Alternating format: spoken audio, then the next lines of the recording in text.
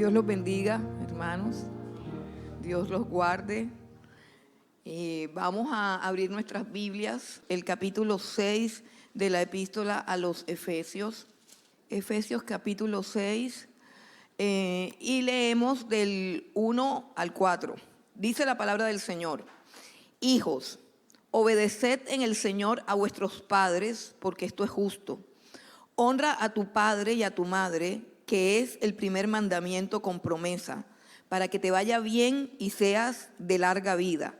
Y vosotros, padres, no provoquéis a ira a vuestros hijos, sino criadlos en disciplina y amonestación del Señor. Gloria a Dios.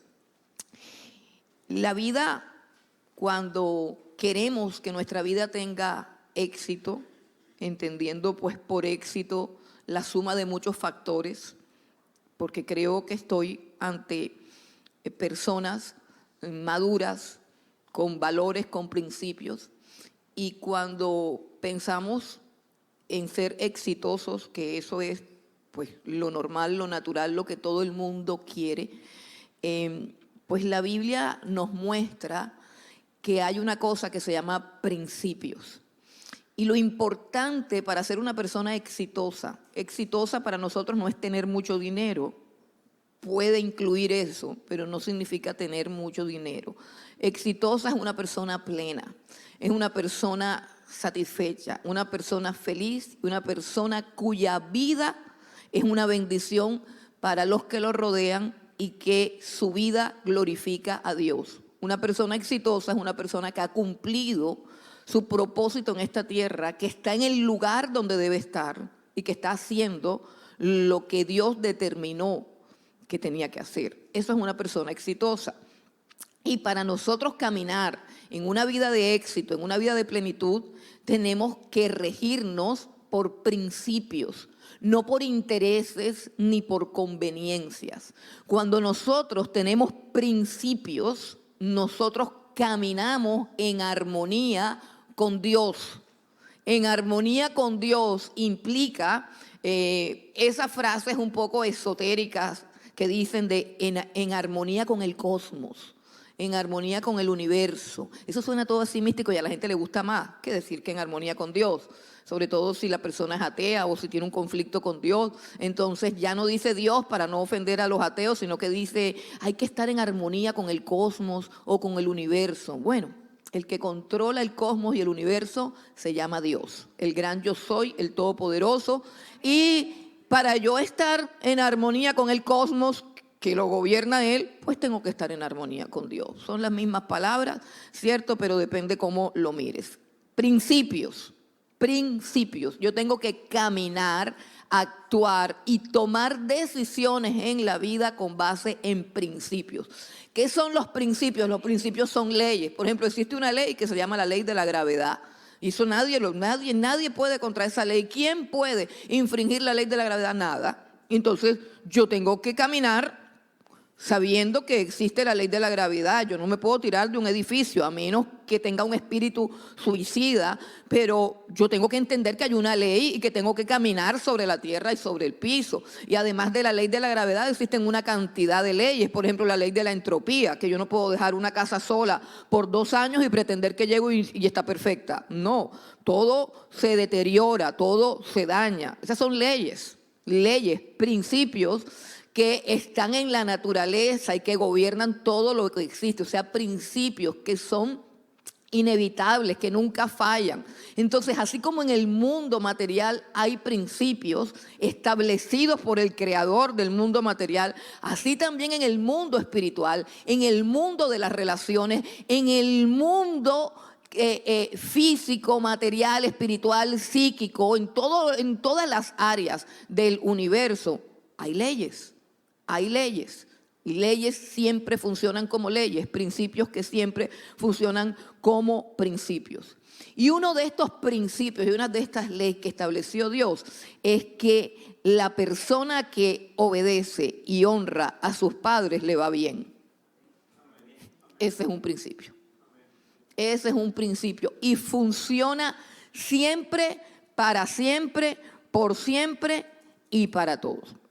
Ahora, este principio va en contra de las inclinaciones de esta época. Las inclinaciones de esta época le hacen creer a los jóvenes o a los hombres, no vamos a enrolarla contra los jóvenes, a todo ser humano, que la vida consiste en independizarse de los demás. La vida consiste en ser autónomo, en ser autosuficiente, en cortar todo vínculo, toda relación que te limite, toda cosa. Entonces, la persona exitosa es aquella que rompe con todo el mundo, que hace siempre lo que quiere, que piensa solamente en ella, que si tiene una relación un poco complicada con una persona, hay que dejarla. La persona empoderada, la persona que va para adelante, que piensa solamente en ella, que solamente cree en ella y que no le importan los demás. Esas son las leyes del mundo de las tinieblas. Pero los principios de Dios son principios de sujeción. Recuérdense que el capítulo o el texto que estamos viendo, el tema que estamos viendo en el versículo 21 dice: someteos unos a otros en el temor de Dios. Someteos unos a otros en el temor de Dios.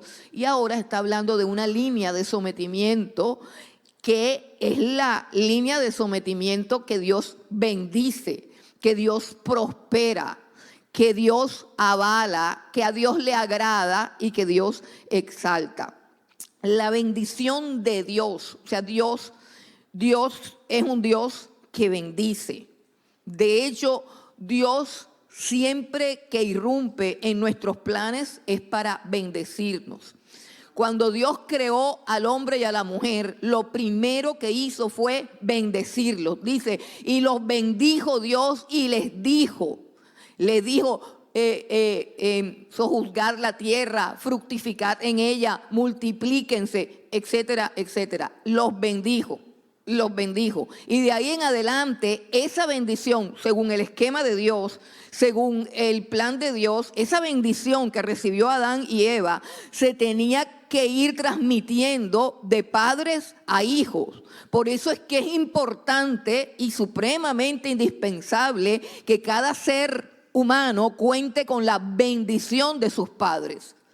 Porque de alguna u otra manera, si nosotros nos retrocedemos allá al jardín del Edén, al comienzo de la historia, nos vamos a dar cuenta que esa bendición está puesta en esa misma frase donde Dios le dice a Adán y Eva, dice, y los bendijo Dios y les dijo, multiplíquense, fructifíquense, llenen la tierra. Entonces, ¿qué pasa? Que cuando el hombre tiene un hijo, cuando una pareja dentro de la voluntad de Dios tienen un hijo, intrínsecamente ha llegado la bendición de Dios a esa pareja. Es una bendición y esa pareja tiene que hacer partícipe a su hijo de la bendición de Dios. Es el plan de Dios que los padres bendijeran a los hijos.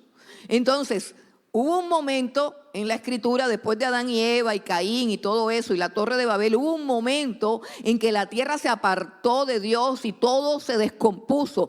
Pero la Biblia dice, un pero de Dios, dice, pero Dios le había dicho a Abraham, vete de tu tierra, vete de tu parentela, vete de tu familia, deja todo el mundo y yo haré de ti una nación grande y te bendeciré y serás bendición y en ti serán benditas todas las familias de la tierra. El plan de Dios fue y sigue siendo que que Abraham recibiera una bendición, la cual evidentemente él recibió, y que él la transmitiera de generación a generación. La bendición de Dios, con todo lo que implica la bendición de Dios, que no nos alcanza media hora para explicar todo lo que implica la bendición de Dios, se transmitía de padres a hijos a través del padre que bendecía a su hijo. Y una de las razones por las cuales se peleaban los hijos eran por la bendición, porque esa bendición no era una creencia mística, sino una realidad tangible que determinaba el destino de los hijos cuando los padres lo bendecían.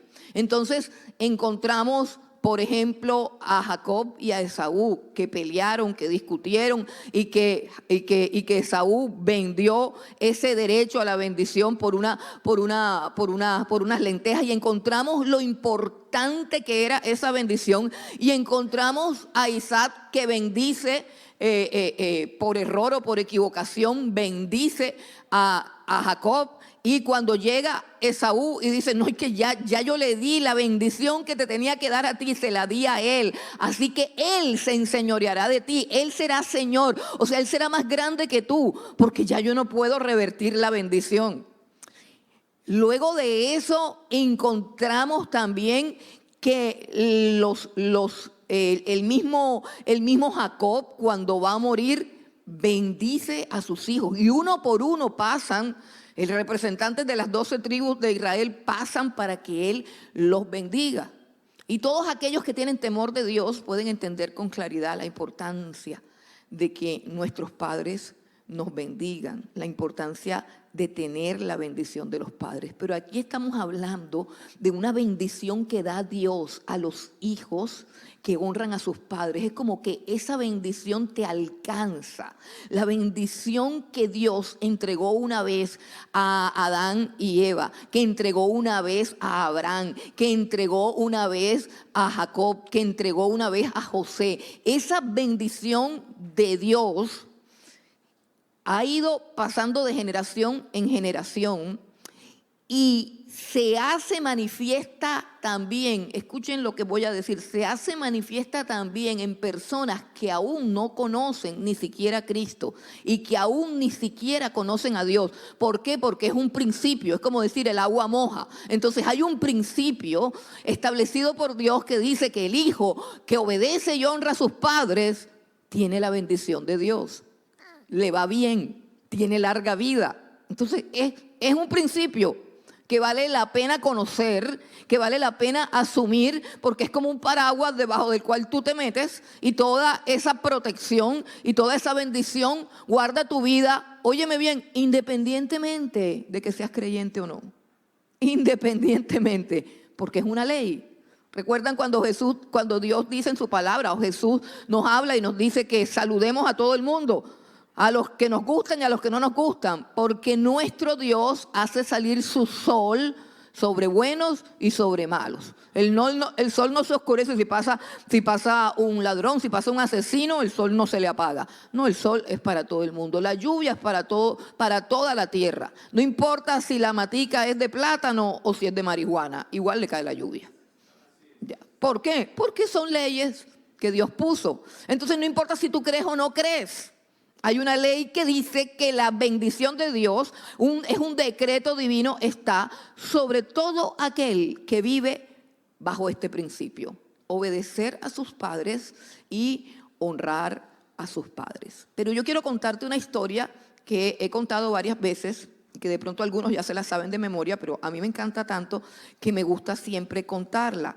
Y es una historia que narra cuán importante es para Dios, cuánto aprecio tiene Dios por las personas que honran a sus padres. Mire, cada uno de nosotros tiene gustos, cada uno de nosotros tiene cosas en las que se deleitan. Algunos tienen una serie favorita, otros tienen un plato de comida favorito, pero cada uno de nosotros tiene gustos, cosas que nos encantan, cosas que nos fascinan. Entonces la Biblia tiene muchos cuadros de cosas que le encantan a Dios, o sea, cosas que le gustan a Dios. Y sucede, por ejemplo, en el libro de Jeremías, en el capítulo 35, hay una historia de una tribu que no conocía a Dios. Es la historia de una tribu llamada los recabitas. Les voy a contar la historia antes de que vayan al capítulo 35 de Jeremías. Jeremías fue un profeta que profetizó en los últimos tiempos de la decadencia de Israel. Es decir, cuando la decadencia moral espiritual y religiosa llegó al colmo de la idolatría, de la perversidad y de la maldad, y Dios estaba a punto de ejecutar sus juicios sobre la nación de Israel, cosa que ha hecho en varias ocasiones. Dios estaba a punto de entregarlos en manos de un imperio que se había levantado de una manera muy fuerte, el imperio de Babilonia, al mando de un rey poderosísimo llamado Nabucodonosor. Este rey arrasaba con todas las naciones, arrasaba con todo, era supremamente poderoso, y Dios lo había levantado precisamente para eso, para hacer juicio entre las naciones. Y existía una tribu nómada, o sea, una tribu que caminaba en el desierto, que no tenía nada que ver con el pueblo de Israel, no tenía nada que ver con el pueblo judío, tenía unas costumbres de andar nómada en el desierto. Entonces, esta tribu, al darse cuenta que todas las naciones que estaban establecidas, afirmadas ahí, con sus edificaciones y todo, estaban siendo arrasadas por los ejércitos de los caldeos, así llamaban a los babilonios los caldeos. Los ejércitos de los caldeos entraban y arrasaban. Entonces ellos comenzaron a darse cuenta que estaban en peligro, que eran muy vulnerables. O sea, que esa vida que ellos tenían de nómadas, de ir por el desierto sin construir y sin nada, sino poniendo carpas y acampando en un lugar y otro, esa vida era supremamente peligrosa en estos tiempos de guerra y con un enemigo y un ejército tan fuerte como el de Babilonia. Entonces ellos decidieron venir a pedir refugio en medio de Israel. Así que ellos en ese momento, porque ellos no podían construir ciudades amuralladas ni nada, sino que en ese momento ellos te dijeron, bueno, mientras pasa todo este asunto de la guerra, mientras pasa todo este problema, vamos a buscar refugio entre el pueblo de Israel. Y ellos llegaron a Israel, pidieron refugio y se les concedió ese refugio. Entonces Dios comienza a hablarle a Jeremías acerca de la desobediencia de Israel, de la idolatría y de la perversidad que ha llevado a Dios a tomar esa decisión de entregarlo en manos de sus enemigos. Pero le da un ejemplo a Jeremías y le dice: Jeremías, yo te quiero mostrar algo. Yo no sé si ustedes han tenido una mamá, de esas mamás comparativas, que dicen: mira, yo veo que el hijo de Rolando está en su casa desde temprano, ese pelado estudia, ese pelado es juicioso, ese pelado es un dechado de virtudes. En cambio, yo siempre tengo que estar diciéndote que te entres, yo siempre te tengo que mandar a estudiar, yo siempre, o sea, no sé si usted alguna vez tuvo una mamá así, hacen comparaciones. Entonces han salido todos los psicólogos en defensa de los pobres niños ultrajados y mal comparados a decir que eso no se puede hacer. Bueno, les contaré que Dios hizo lo mismo. Dios hizo lo mismo porque lo tenían hasta aquí. Y dijo Dios: ven acá, Jeremías, que yo te voy a mostrar a unos hijos obedientes. Yo te voy a mostrar la clase de hijos que yo quisiera haber tenido. Yo te voy a mostrar lo que es la obediencia, la honra y el respeto que tanto yo he deseado que me den, pero que a mí no me dan, pero que encuentro que entre los habitantes de la tierra y en tribus que nunca me han conocido, sí hay eso que yo tanto anhelo. Entonces vamos al capítulo 35 de Jeremías en sus Biblias. Y no vamos a leer toda la historia, les voy a dejar de tarea que vayan a sus casas y lean todo el capítulo con detenimiento, porque es una historia para mí tan preciosa, para mí tan especial. Dios le dice a Jeremías: coge a toda la tribu de los recabitas, cógelos a todos, los llevas al templo, los colocas, los sientas allá en la cámara más especial del templo y les sirves un tazón de vino bien grande a cada uno. Sácate el mejor vino y le colocas las tazas de vino ahí y los colocas en el mejor lugar del templo y les brindas esa taza bien grande de vino y les dices que se lo tomen. Imagínense la presión psicológica que puede ejercer que tú estés arrimado en una casa, buscando refugio, buscando asilo, te sienten en la mejor mesa y te digan que te tomes algo que tú tienes prohibido tomar. Es mucha presión, ¿cierto? Porque a veces nosotros queremos más agradar a los hombres y sobre todo a los hombres que nos conviene agradar, a los que tenemos cierto interés en manejarnos bien. Entonces Dios le dijo a Jeremías que hiciera eso y Jeremías lo hizo, le puso el vino y miren lo que dijo versículo 6, capítulo 35, lo que dijeron los principales de la tribu.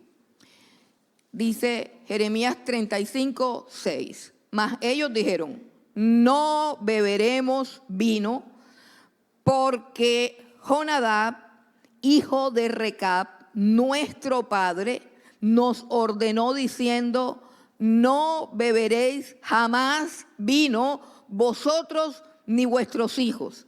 Ni edificaréis casa, ni sembraréis sementera, ni plantaréis viña, ni la retendréis, sino que moraréis en tiendas todos vuestros días, para que viváis muchos días sobre la faz de la tierra donde vosotros habitáis. Y nosotros hemos obedecido a la voz de nuestro padre Jonadab, hijo de Recab, en todas las cosas que nos mandó, de no beber vino en todos nuestros días, ni nosotros, ni nuestras mujeres, ni nuestros hijos, ni nuestras hijas, y de no edificar casas para nuestra morada, y de no tener viña, ni heredad, ni sementera. Moramos pues en tiendas, y hemos obedecido y hecho conforme a todas las cosas que nos mandó Jonadab, nuestro padre. Sucedió no obstante que cuando Nabucodonosor, rey de Babilonia, subió a la tierra, dijimos, venid y ocultémonos en Jerusalén de la presencia del ejército de los caldeos y de la presencia del ejército de los de Siria. Y en Jerusalén nos quedamos. ¿Cómo les parece la respuesta? Observe bien. Observe bien. Número uno, quiero que observe la presión que está rodeando esa pobre tribu que está ahí amparada bajo la sombra de esta gente. Y observe toda la exigencia que el señor Jonadab, hijo de Recab, les hizo. Bárbara, ¿no? ¿O no les parece? No beber vino nunca jamás, no plantar viña nunca jamás, no construir una casa nunca jamás. Ay, qué cosa tan terrible, ¿no? Pero lo asombroso de todo esto, es que ellos no lo hicieron con base en algunos argumentos filosóficos, antropológicos, sociológicos, biológicos. No tenía nada que ver con que si el vino era malo o era bueno. No tenía nada que ver con que si plantar una viña era malo o era bueno. No tenía nada que ver con que si construir casa era malo o era bueno. No tenía nada que ver con eso. La única razón por la cual no tomaron vino nunca, ni construyeron una casa nunca, ni plantaron una viña nunca, ni permitieron que nadie lo hiciera nunca, es porque el papá les dijo que no lo hicieran. Y Dios está diciéndole a Jeremías, mira lo que hay ahí. Y ahora miren lo que dice Dios, versículo 12. Y vino palabra del Señor a Jeremías diciendo, así ha dicho Jehová de los ejércitos, Dios de Israel. Ve y dile a los varones de Judá y a los moradores de Jerusalén, ¿no aprenderéis a obedecer mis palabras? Dice el Señor. Fue firme la palabra de Jonadab, hijo de Recab, el cual mandó a sus hijos que no bebiesen vino y no lo han bebido hasta hoy por obedecer el mandamiento de su padre. Y yo os he hablado a vosotros desde temprano y sin cesar, y no me habéis oído. Y envié a vosotros todos mis siervos los profetas, desde temprano y sin cesar, para deciros: volveos ahora cada uno de vuestro mal camino y enmendad vuestras obras, y no vayáis tras dioses ajenos para servirles, y viviréis en la tierra que di a vosotros y a vuestros padres. Mas no inclinasteis vuestro oído ni me oísteis. Ciertamente los hijos de Jonadab, hijo de Recab, tuvieron por firme el mandamiento que les dio su padre, pero este pueblo no me ha obedecido. Qué impresionante es que Dios saque a relucir esto de una tribu que no invoca su nombre, que no tiene su palabra, que no tiene ninguna promesa, que no tiene nada. Y Dios había provisto que esta tribu fuera allá para mostrarle, para enrostrarle. Porque Dios se deleitaba en ver la obediencia de estos hijos a este padre. Bueno, en el versículo 17 hay un juicio de Dios para Israel, no lo vamos a leer, pero en el versículo 18 dice: y dijo Jeremías a la familia de los recabitas: así ha dicho Jehová de los ejércitos, Dios de Israel, por cuanto obedecisteis al mandamiento de Jonadab vuestro padre, y guardasteis todos sus mandamientos, e hicisteis conforme a todas las cosas que os mandó, por tanto, así ha dicho Jehová de los ejércitos, Dios de Israel: no faltará de Jonadab, hijo de Recab, un varón que esté en mi presencia todos los días. Miren qué lindo. Y para alguien que no conoce a Dios. O sea, nosotros a veces tenemos la mente así de 2 centímetros. No, las bendiciones de Dios son solo para los hijos de Dios. Mire, cuando Dios se agrada de cualquier cosa que tú hagas, te bendice. La vida eterna, el perdón de pecados y la salvación son para otros, para los que están en Cristo. Pero Dios no rechaza las recompensas y las bendiciones que Él da a todo aquel que camina en sus principios, a todo aquel que camina en su palabra. Dios tiene un aprecio altísimo por los hijos que obedecen a sus padres. Y para que nosotros entendamos mejor eso, podemos ver por contraste algunos textos que muestran lo horrible que es para Dios lo contrario. Por ejemplo, vamos a Levítico capítulo 20. Levítico capítulo 20, el versículo 9. Mire lo que dice: todo hombre que maldijere a su padre o a su madre, de cierto morirá. A su padre o a su madre maldijo, su sangre será sobre él. Proverbios 20:20. Proverbios 20:20 dice: al que maldice a su padre o a su madre, se le apagará su lámpara en oscuridad tenebrosa. Imagínense, esa es como una metáfora. El que maldice a su padre o a su madre, se le apagará su lámpara en oscuridad tenebrosa. Es decir, imagínese que usted va en un camino bien oscuro y tiene una lámpara y de repente se apaga la lámpara. Es decir, que la persona que maldice a su padre o a su madre es una persona que no tiene la capacidad de discernir, de ver, de tomar decisiones sabias, que va caminando y va tropezando en la vida, que va cometiendo error tras error, que camina directo a su autodestrucción y ni siquiera se da cuenta. Proverbios 20:20. Pero por último quiero leer algo que para mí es más definitivo y está en Malaquías, el último capítulo del Antiguo Testamento. Vamos un momentico al final del Antiguo Testamento y en Malaquías, al final, el último versículo del Antiguo Testamento. Dice acerca de Elías, que sabemos que este Elías fue Juan el Bautista. Sabemos que este Elías ya había llegado en el Antiguo Testamento, pero que vendría un hombre con el espíritu de Elías, con esa capacidad de hacer que el pueblo que se ha corrompido enderece su camino. Y dice Malaquías 4, versículo 6, Él hará volver el corazón de los padres hacia los hijos y el corazón de los hijos hacia los padres, no sea que yo venga y hiera la tierra con maldición. Mire el texto, está diciendo, Él se refiere a Juan el Bautista, a la predicación de Juan el Bautista.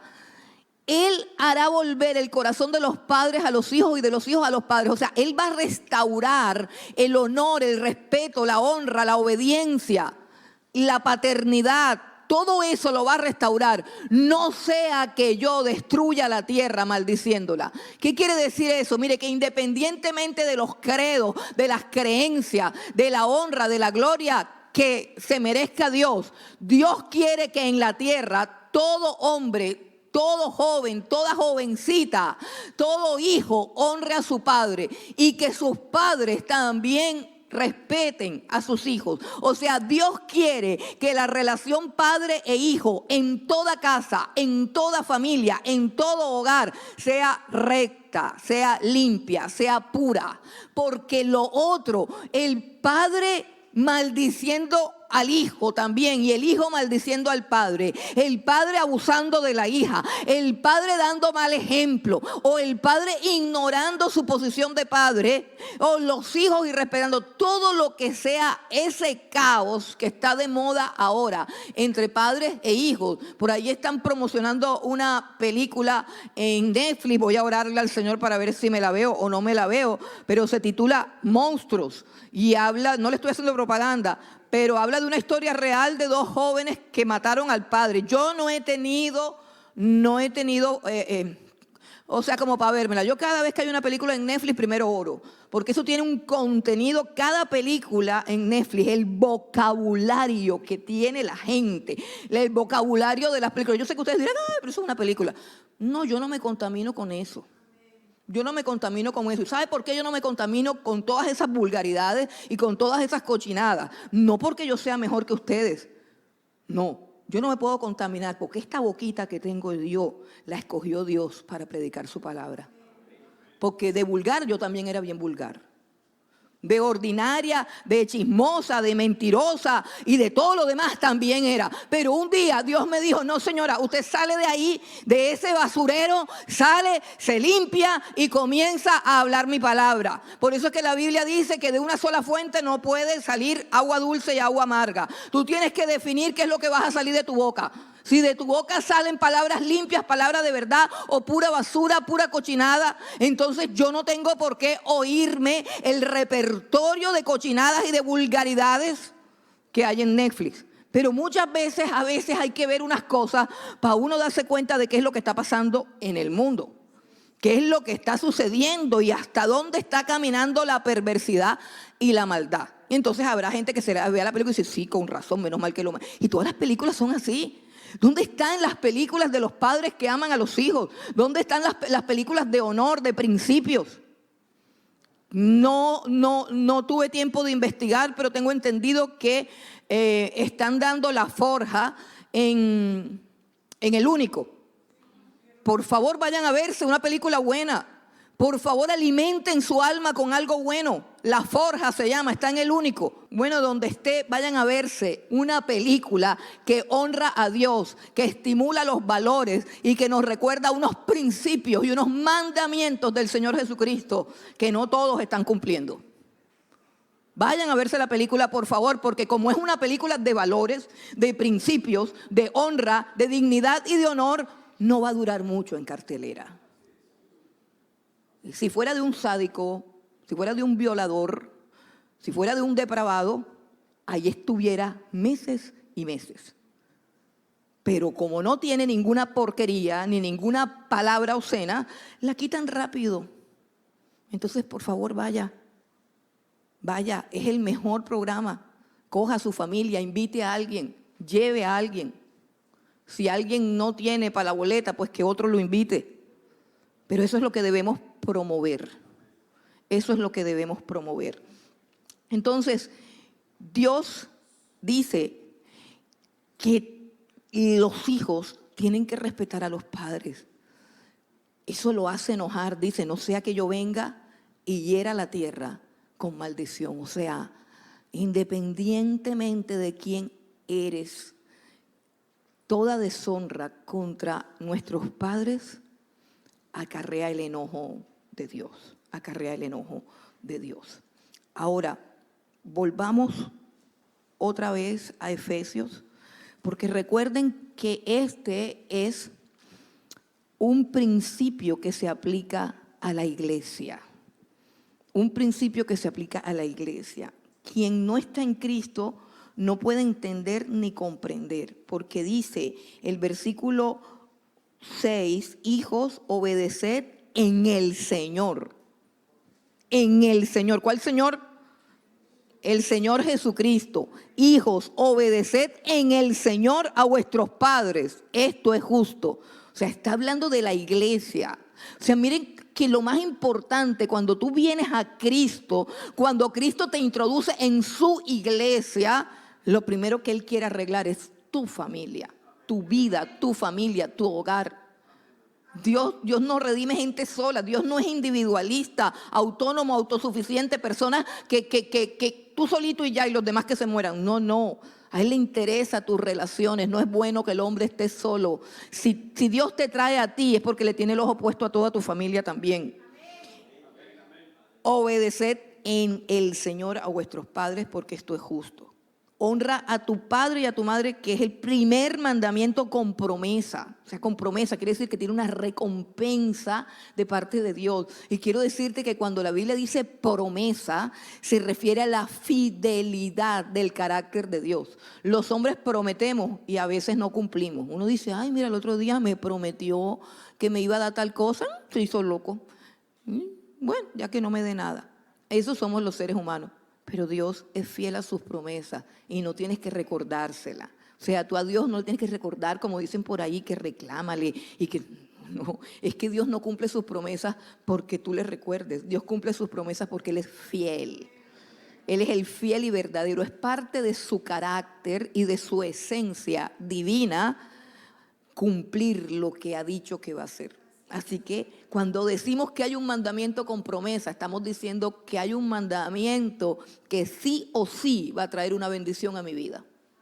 Sí o sí va a traer una bendición a mi vida. Para que te vaya bien y seas de larga vida sobre la tierra. Es decir, que este mandamiento produce como una protección contra ese tipo de muertes trágicas, súbitas, que de repente llegan a la vida de una persona y lo destruyen. Y aunque no es, digamos, algo así como que se cumpla, porque Dios puede llevarse a una persona en el momento que quiera, en el momento que lo desee, aunque sea obediente y haya honrado a sus padres.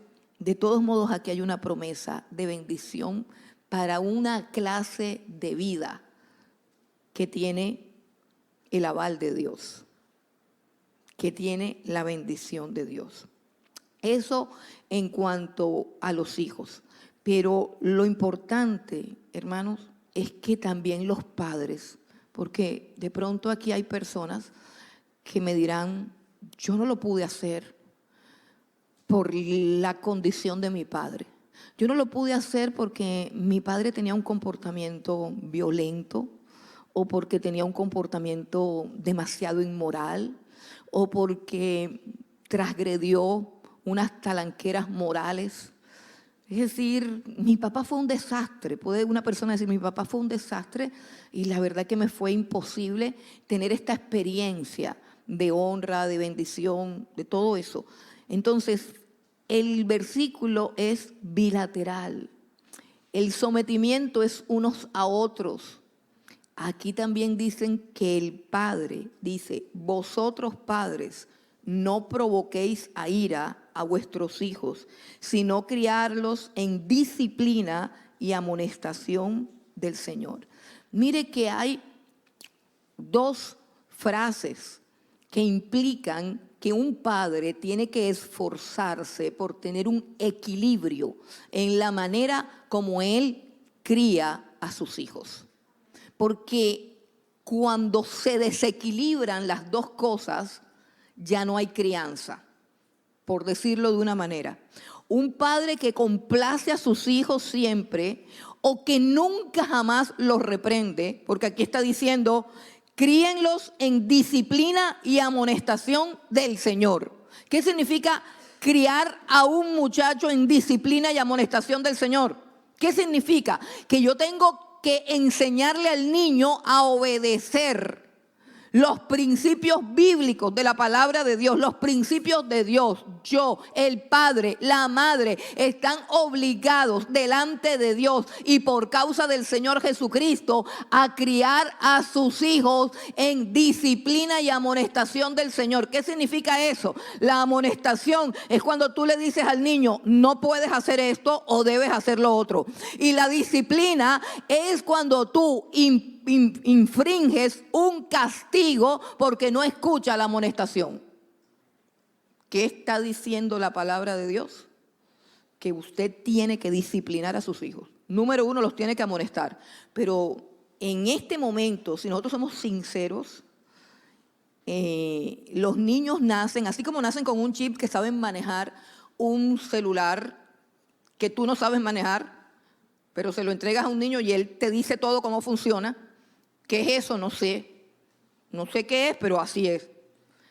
Así también nacen con una capacidad de rebelión única. Nacen. Ay, se le volvió el... No, es que vienen así ya. Esta es una generación que viene más torcida. Así como viene más inteligente, pues usted dirá, no, pero es que los niños ahora son... Sí, los niños ahora... O sea, es que yo creo que la niñez ya se perdió. Por aquí hay unos niños que yo los miro así y no me dan ganas de hablarle como niños. Tienen pinta de niños, pero tú le ves la mirada, tú le ves la comprensión, tú le ves... Y son unos niños supremamente inteligentes. Y así como son de inteligentes, escúcheme bien, así son rebeldes. La rebeldía en un niño de esta época es 3 veces mayor a la rebeldía suya y mía cuando nacimos. Ah, no les gustó, no lo creen. Ahora se han desarrollado una cantidad de terapias psicológicas cuando el niño es así, que los psicólogos dicen es que el problema está en la reprensión. Mire, así, yo no me acuerdo cuántos años, no sé, pero dicen que uno de los padres de la psicología fue Freud. Creen que es el padre de la psicología por excelencia, pero no, Freud no fue el padre de la psicología, fue el padre del psicoanálisis, una escuela de la psicología. Y él, palabras más, palabras menos, términos filosóficos más, términos filosóficos menos, él decía que todas las enfermedades mentales, psicológicas y emocionales del ser humano se debían a que él estaba reprimido sexualmente.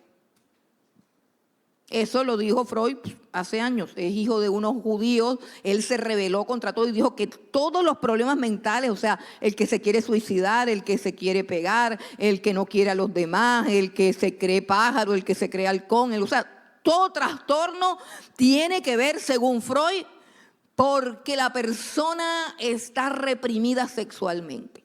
Si los seres humanos pudieran dar rienda suelta a todo su instinto sexual sin ninguna barrera moral, sin ningún freno de esquema mental, entonces todo el mundo fuera sano. Yo sé que Freud no lo dice con las palabras que se los estoy diciendo y por eso es que ustedes dicen, uy, qué feo. Él lo dice con una cantidad de palabras filosóficas, pero el que no es bruto entiende. Ah, claro, o sea que todo se resume en eso. O sea, si tú tienes un sueño por allá y sueñas con algo raro, que estás abrazando al que no es o algo así, ah, no, eso tú tienes una cosa reprimida ahí. Como está reprimida, tú tienes que botar todo eso. O sea, tú tienes que expresarte, tú tienes que liberar eso que tienes por dentro para que encuentres la plenitud y no sé qué. Pues resulta que ahora tenemos una sociedad completamente depravada porque todo el mundo está libre. Todo el mundo ejerce la sexualidad. Díganme aquí, ¿a quién le pueden impedir que vaya a fornicar esta misma noche? ¿A quién? ¿A quién? ¿Usted cree que se lo va a impedir a sus hijos? Mire, ustedes no están ni tibios. La fornicación está a la vuelta de todo. Usted tiene libertad. Ya no necesita pagar. Ya no necesita hacer nada. Usted puede hacer lo que sea. Usted se puede acostar con quien quiera, cuando quiera, como pueda y donde quiera. Y hoy la gente se está matando. Los índices de suicidio están. El índice de gente que ya es que ya no se trata de si me creo hombre o me creo mujer, es que ahora me creo delfín, me creo hiena, me creo ballena, me creo cebra, me creo halcón, me creo estupideces. Una sociedad enferma.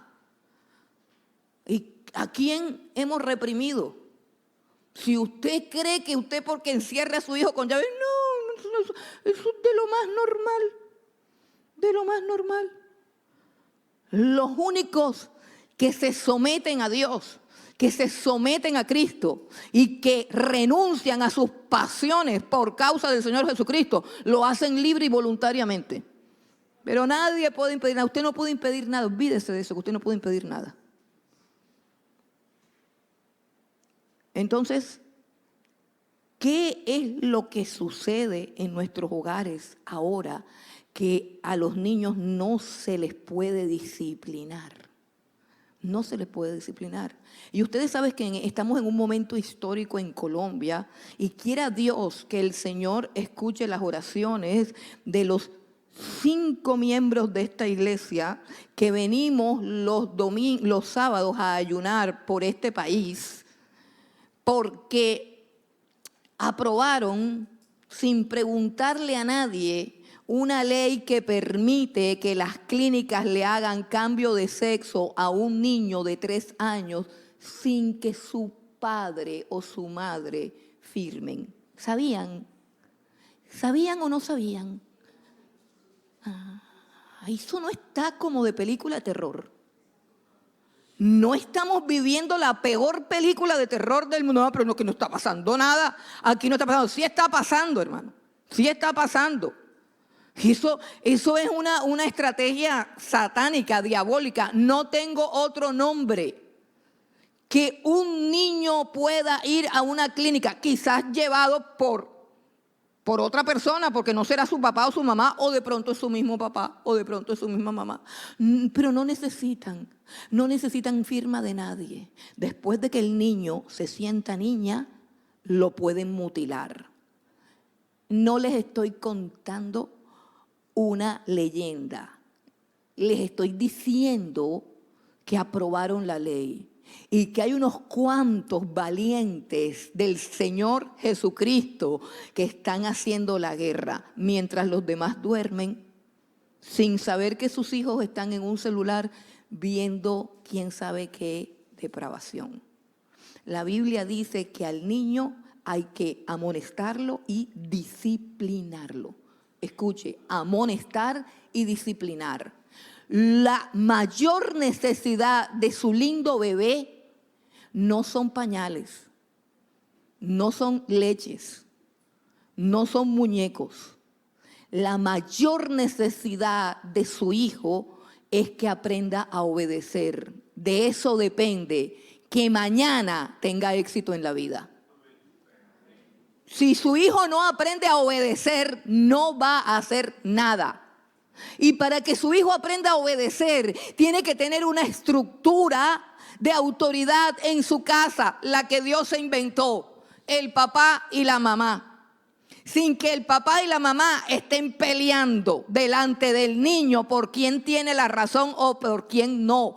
La autoridad que Dios le dio a los padres fue autoridad para disciplinar y amonestar. La esposa debe apoyar al esposo en las decisiones que toma en Cristo Jesús para amonestar y disciplinar. Disciplinar es infringir un castigo. No le pongan nombre bonito. Ahora dice que no los provoques a ira. ¿Y cómo así? Entonces, ¿cómo hago? ¿Cómo hago? Si tengo que disciplinar y amonestar, pero que no le dé ira. Pues la ira de los jóvenes o de un muchacho reprendido tiene que ver con la injusticia de ser castigado injustamente o ignorado. Ignorado. Los hijos tienen que ser criados con sabiduría. Usted tiene que reprenderlos cuando hacen algo incorrecto, no cuando usted está aburrido, cansado y quiere quitarse el pelado de encima. ¿Sí entiende? Que son dos cosas diferentes. que ese es el castigo. Ay, eso sí, ahí sí. Te he dicho que me dejes tranquilo, no me dejas ver, no me dejas oír. Ah, ahí sí. No. Ese es el problema.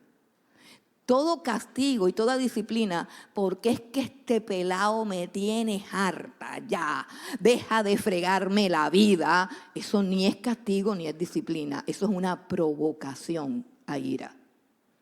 El castigo y la disciplina se enfocan con una falta grave o medianamente grave, o que de alguna manera es una falta, y que ya se le amonestó al niño y el niño ya sabe que es una falta. Pero la generación de ahora es retadora a los padres y te la va a volver a hacer. Y tú prometiste que le ibas a pegar, pero como tú no tienes autoridad, él te la va a hacer, porque él va a descubrir que tú no le vas a pegar.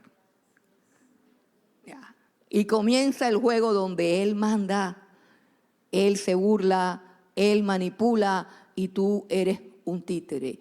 Él no conoce la autoridad. Es un niño problemático y rebelde, tanto en tu casa como en el colegio, como en la universidad y en su oficina. ¿Y por qué el peladito fracasó en la vida?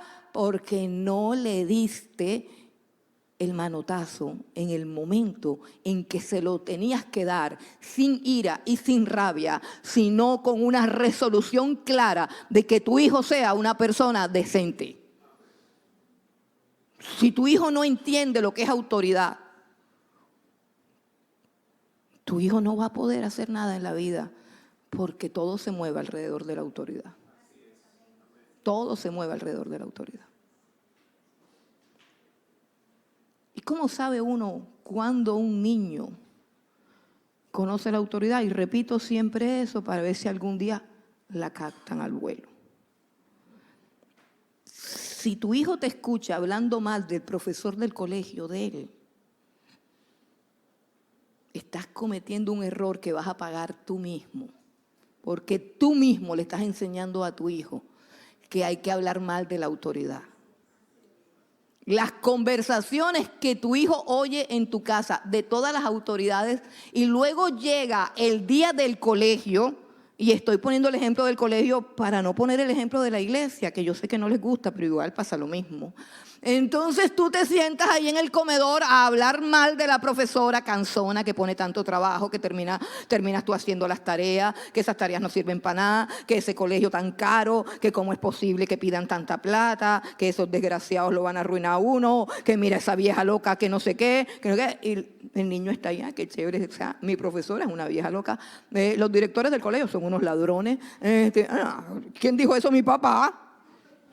¿Y tú crees que ese niño va a llegar al colegio así? Buenos días, profesora. Ese niño llega como, ahí está la vieja loca, allá están los ladrones de los que habla mi papá, allá están todos, y después usted, ¿y por qué sacas cero en todo? ¿Y por qué eres indisciplinado? ¡Ah! No estás haciendo nada. Eso se llama provocar a ira a tu hijo. Tú mismo saboteas la autoridad. Y el que sabotea cualquier autoridad que Dios haya puesto sobre sus hijos se sabotea a sí mismo. No hago el ejemplo con la iglesia porque yo creo que son inteligentes y ya captaron, ¿cierto? Entonces cuando usted habla de los pastores en la iglesia de allá de la Mesopotamia, donde hay algunos miembros que hablan de los pastores, y usted viene acá a decirle al pastorcito, Dios lo bendiga, pues el niño también se burla de eso. ¿Sí ve? Eso es elemental, eso es elemental. ¿Cómo se llama eso, hermano? Vivir por principios. Se llama vivir por principios. No es que el profesor sea perfecto, no se trata de que en el colegio no hagan de pronto abuso de las cosas que piden. Sí, pero esos no son temas. Eso no tiene nada que ver con el respeto. Eso arréglelo usted allá de otra manera. Pero no le enseña al niño a desobedecer. Y luego cuando lo desobedece a usted y lo irrespeta a usted, entonces ahí sí va a levantar la mano para pegarle cuando está haciendo exactamente lo que usted le enseñó. Padres, no provoques a ira a vuestros hijos. criarlos en disciplina y amonestación del Señor. No disciplinar a un hijo es una forma de aborrecerlo. Dice el libro de Proverbios que el que le niega azotes a su hijo, en el fondo lo aborrece.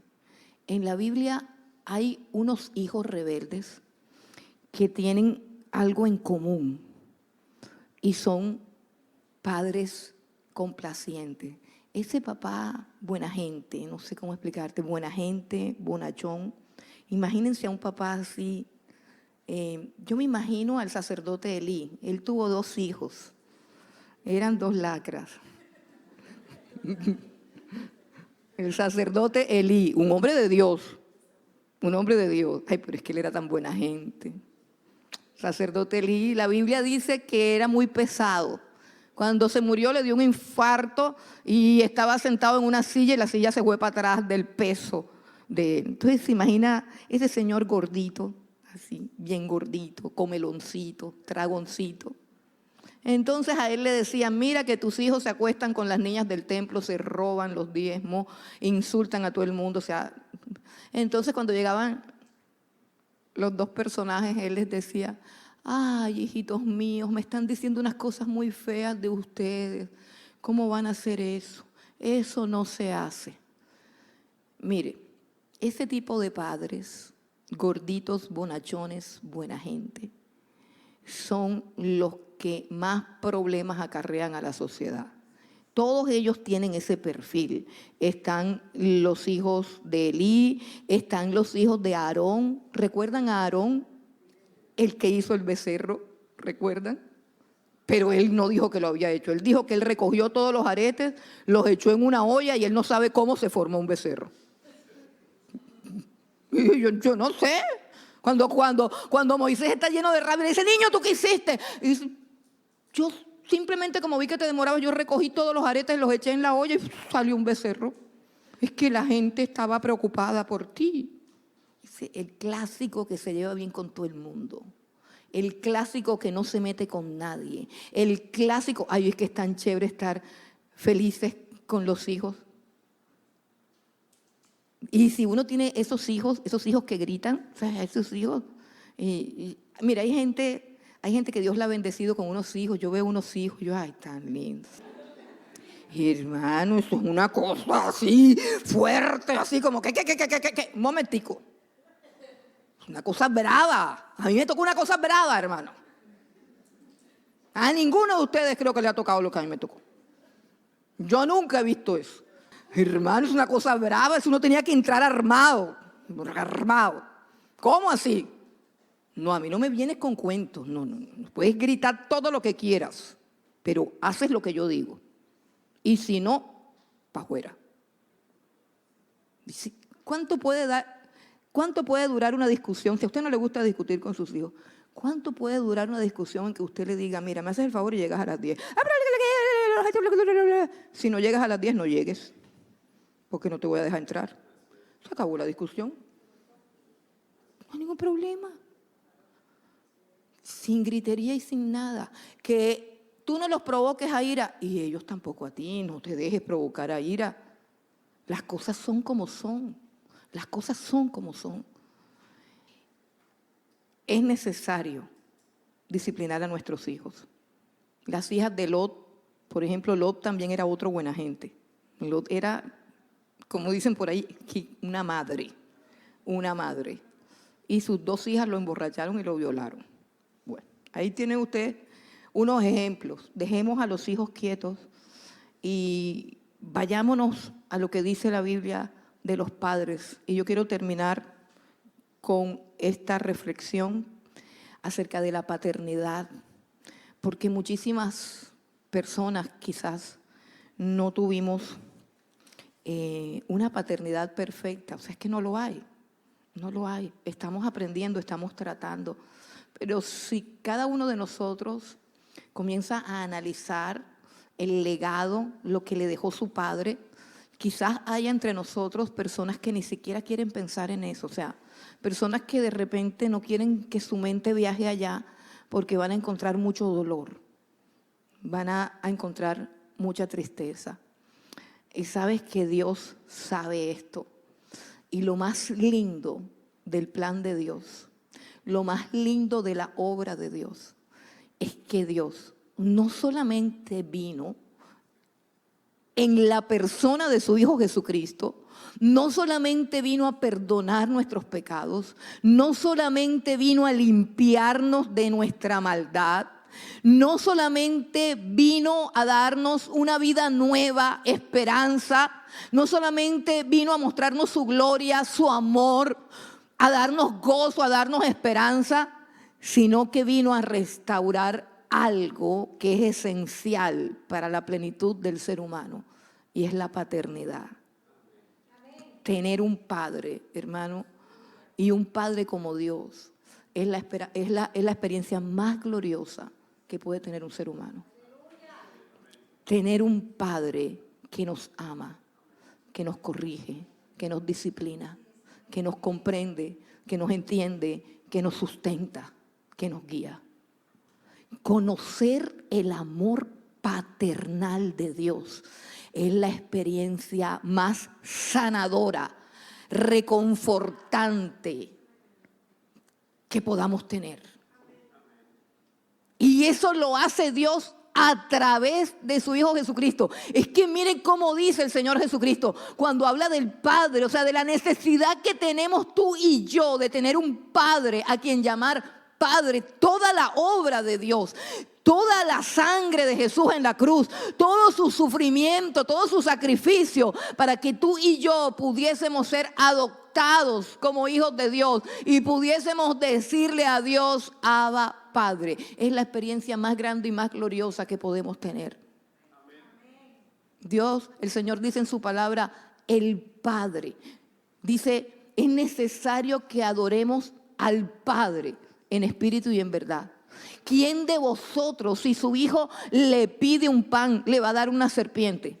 Así también como ustedes que saben dar cosas buenas a sus hijos, ¿cuánto más vuestro Padre que está en el cielo les dará todas las cosas? No se afanen por qué van a comer o por qué van a vestir, porque en esas cosas se afanan los gentiles, los que no tienen padre.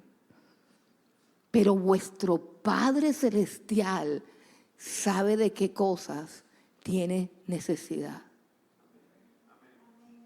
Tener padre es de lo mejor que nos puede pasar. El gran llamado de Dios es un llamado a ser adoptados como hijos de Dios. Hay gente que dice, ay, es que yo no puedo amar a Dios o no me puedo relacionar correctamente con Dios porque es que mi papá me pegaba. Entonces, como mi papá me pegaba, me ultrajaba, me abusaba, me maltrataba, entonces yo por eso no me puedo relacionar con Dios. No, hermano. El Padre viene a tu vida a través del Señor Jesucristo. El Señor Jesucristo se entrega en la cruz del Calvario y te muestra su cuerpo lacerado, su cuerpo traspasado, su muerte. Esa es la entrada, su sangre para limpiar y pagar por tu culpa y tu pecado. Esa es la entrada. Jesús dijo, yo soy el camino, yo soy la verdad, yo soy la vida, y nadie va al lugar a donde todos los seres humanos necesitamos llegar. Dice, nadie va al Padre si no es por mí. Es que nosotros pensamos que ese texto se refiere solamente a ir al Padre cuando me muera, pero si tu Padre Dios no es Padre tuyo ahora, cuando te mueras tampoco. O Dios es tu Padre ahora o no lo es nunca. Son los hijos de Dios los que van al Padre, los otros no. Y no hay manera de ser hijos de Dios, sino tal cual como dice el apóstol Juan, a los que lo recibieron, a los que creen en su nombre, solamente a ellos les ha dado potestad de ser hechos hijos de Dios, los cuales no son engendrados ni de carne ni de sangre, sino de la voluntad de Dios. cuando Dios te engendra como hijo suyo, cuando tú abres tu corazón a la fe del Señor Jesucristo, cuando recibes la gracia, el amor y el perdón, automáticamente eres limpiado, perdonado, transformado y te conviertes en un hijo de Dios. Así dice Primera de Juan: mira cuánto amor nos ha dado el Padre para que seamos llamados hijos de Dios. Hijos, ahora somos hijos de Dios, aunque aún no se ha manifestado lo que hemos de ser. Bendito sea el Dios y Padre de nuestro Señor Jesucristo, que nos hizo hijos suyos por su misericordia y por su bondad. Y yo quiero invitarte a que si tú tienes una necesidad de padre, porque tu padre, no sé, de pronto tu padre es alcohólico, ladrón, difamador, de pronto tú crees que tu padre te odia, de pronto tú tienes una herida del padre, no sé, pero yo en esta hora te quiero invitar a que seas hijo de Dios, a que conozcas al mejor padre, a un padre real y verdadero, que sana todas las heridas, que sacia y llena todo vacío y que ordenará tu vida, porque es un padre que disciplina. Te va a hacer caminar derecho, te va a hacer caminar por sendas de justicia, te va a hacer caminar por sendas de verdad, pero te va a guardar en todos tus caminos, te va a perdonar, te va a limpiar, te va a saciar, te va a bendecir. Si tú supieras lo lindo que es en cualquier momento de oscuridad alzar los ojos al cielo y decir: Padre, ayúdame, Padre, te amo, Padre, socórreme, Padre, susténtame. Y sabes que ese es un llamado. Quiero también hacer un llamado a los hombres. Mira, mientras estás ahí entregándole tu vida al Señor Jesucristo, solamente con tus palabras dile: Señor Jesucristo, te entrego mi vida, te entrego mi ser, te pido que perdones mi pecado, te pido que me limpies y te pido que me adoptes como hijo de Dios. Díselo con tus palabras a Dios.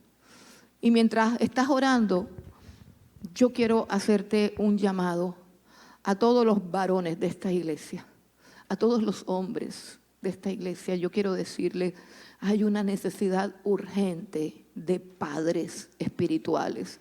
Hay una necesidad urgente, latente. Mire, el corazón de Dios está ardiendo para que se levanten todos aquellos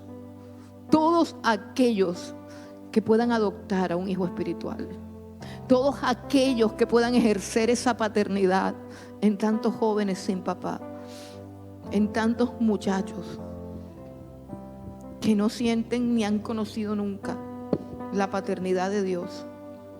¿Sabes? El apóstol Pablo no tuvo hijos, pero tuvo millares de hijos espirituales. Y de todos los hijos espirituales que tuvo, resalta un hijo en especial, que es Timoteo. Yo quiero leer algunas cositas que él escribe que me parecen tan hermosas en la epístola que él escribe a su hijo Timoteo, porque quiero que los padres, los varones que están aquí, algunos no son padres biológicos, pero tienen tantos hijos espirituales, que esos son los que importan realmente. Mira cómo le escribe el apóstol Pablo a Timoteo. En Primera de Timoteo, capítulo 1, el versículo 2, dice: a Timoteo, verdadero hijo en la fe. Timoteo, verdadero hijo en la fe. Y si pasamos a Segunda de Timoteo, que es la que más me gusta, cómo le habla a Timoteo, su hijo espiritual, su discípulo, convertido en un pastor. Timoteo fue el pastor de la iglesia de Éfeso, el discípulo más amado de Pablo, y su hijo entrañable e inseparable. Dice en 2 de Timoteo 1, del 2 al 5, a Timoteo, escribe Pablo, amado hijo, gracia, misericordia y paz de Dios Padre y de Jesucristo nuestro Señor. Doy gracias a Dios, al cual sirvo desde mis mayores con limpia conciencia, de que sin cesar me acuerdo de ti en mis oraciones, noche y día, deseando verte, al acordarme de tus lágrimas para llenarme de gozo, trayendo a la memoria la fe no fingida que hay en ti, la cual habitó primero en tu abuela Loida y en tu madre Eunice, y estoy seguro que en ti también. Por lo cual te aconsejo que avives el fuego del don de Dios que está en ti por la imposición de mis manos, porque no nos ha dado Dios espíritu de cobardía, sino de poder, de amor y de dominio propio. Yo quiero que cada varón de esta iglesia lea esas palabras. Imagínate qué lindo sería que tú puedas tomar a un joven y decirle estas mismas cosas. Que tú puedas tomar a un muchacho y decirle: Dios no nos ha dado espíritu de cobardía. Aviva el fuego del don que hay en ti. Que tú puedas tomar a un discípulo, como lo muestra la película, que tengo fe que se la van a ver, y adoptar a un hijo. Necesitamos urgentemente padres espirituales. Necesitamos urgentemente padres que abracen a los que vienen entrando por este camino. Piensa en lo que te estoy diciendo. Puede ser un joven o puede ser un adulto. Quizás tienes 40 años y no sabes lo que es un abrazo de un padre. Y quiero que los caballeros asuman ese reto, pero que más allá del abrazo de un hombre en esta tierra, tú puedas experimentar por la fe en Cristo Jesús el abrazo de nuestro Padre, nuestro Dios que está en los cielos.